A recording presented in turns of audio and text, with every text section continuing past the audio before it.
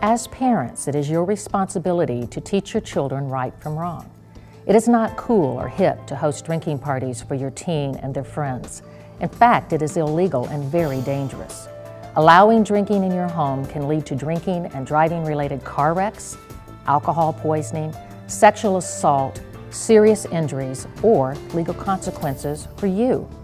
In Missouri, it is illegal for anyone under the age of 21 to purchase or consume alcohol.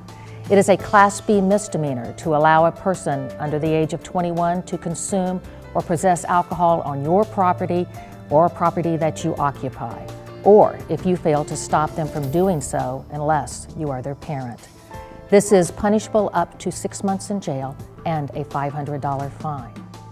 Having a permissive attitude toward underage drinking can have dangerous consequences for you, your teen, and their friends. For the safety of your family and your community, be a parent when it comes to underage drinking and encourage your kids to be safe and sober.